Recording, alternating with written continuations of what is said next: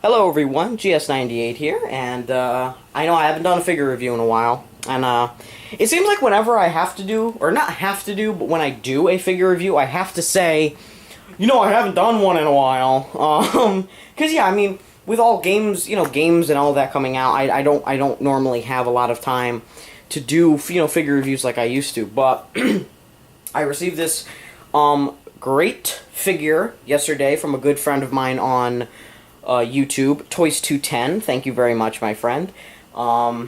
Because I cannot find this guy in LA. I actually did look at, most of my Walmarts and Toys R Us and Targets, and I couldn't find him.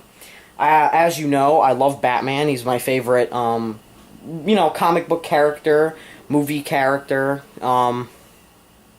So, The Dark Knight Rises is my most anticipated movie of the year, so I had to get the figures for this, and the only ones I could find was Batman.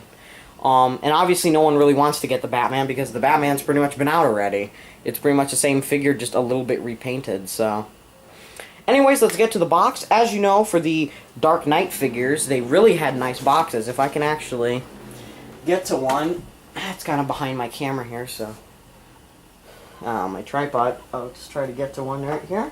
This one's a little bit dusty. This is one I never opened, because I have an extra one. Here's the Batman box, which was really nice to see how dusty this thing is. Holy crap.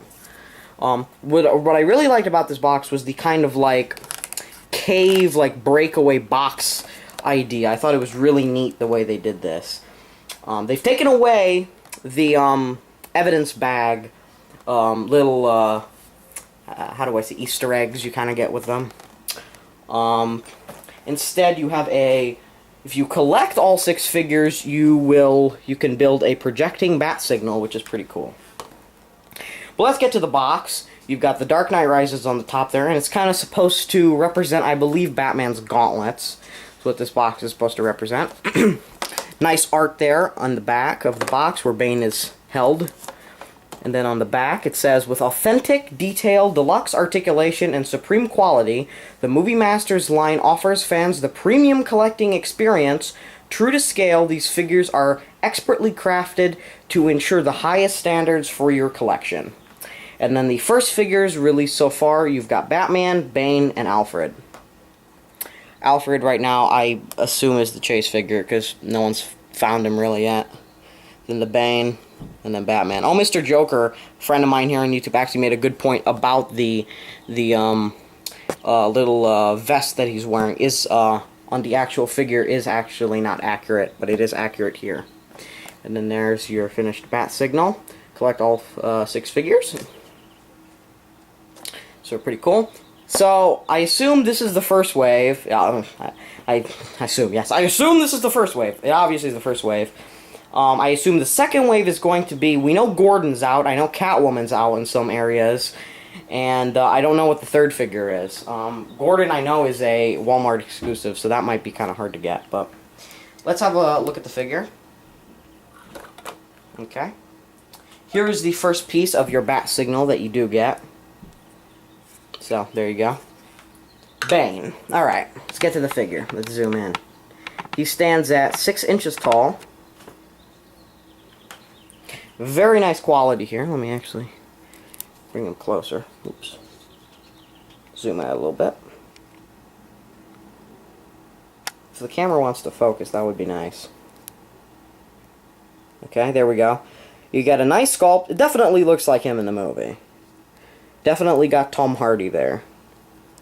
I know a lot of people complain about this kind of blue area here on his head. I believe that's supposed to represent a 5 o'clock shadow on his head there. That's why it's kind of bluish. But nice job painting the face mask. Definitely is nice detail. And you see how it's green there? I believe that's supposed to be all brown. Let me actually look at the box here. I believe yeah, it's supposed to be like a little more browner. If not, that should be a darker green than it already is. And then his pants and his boots. So great detail here on the figure. Now, this is a little bit stupid, but I am actually going to readjust my tripod in the middle of the video. I know this is dumb, but I actually...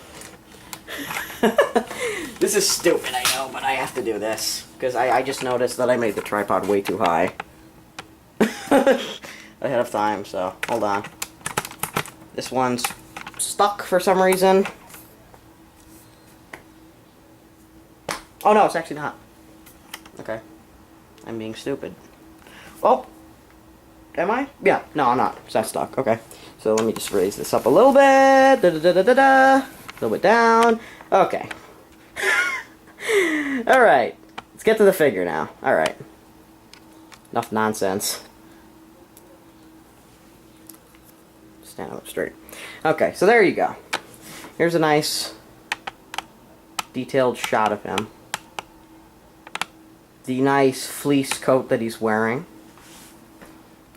Here's a little side profile. People have stated that the coat is too big. I do not mind it, but I can see where people complain. There you go.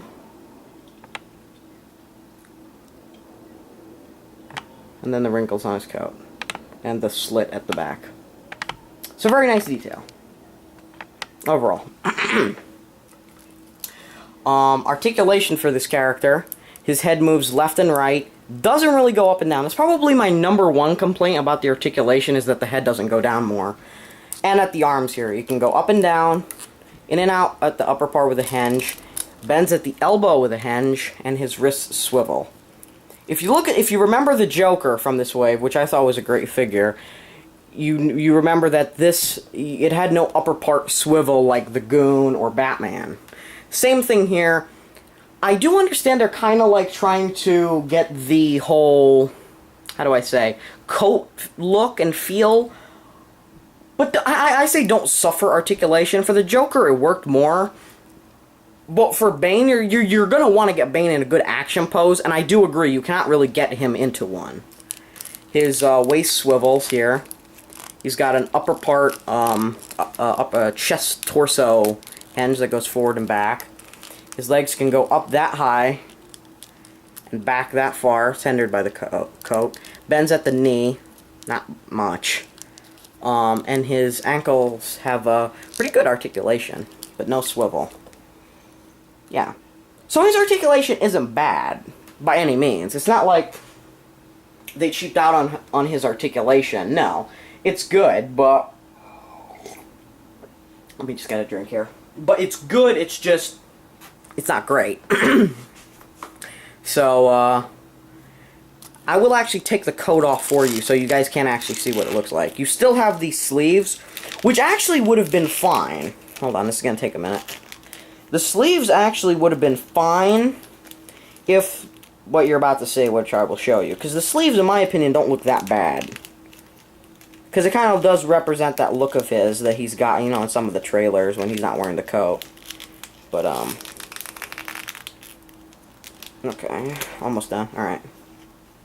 There's your coat. And here you go. See, if you look at him here, he doesn't look bad, right? Here's the problem. They didn't freaking finish off the sculpt, which I think is really stupid. I think that's actually really stupid that they did that. At least with the Joker and everything. Even Scarecrow, he was wearing a straitjacket, but they finished off the sculpt. This is just lazy, in my opinion. Because you could have had a figure like this, and then that's actually not bad look. Not a bad look. From afar, you don't even really notice the sleeves. So, I think they should have at least finished off the sculpt. If you look at him like this, with a couple of figures around him, you know, the left and the right, it won't be as noticeable.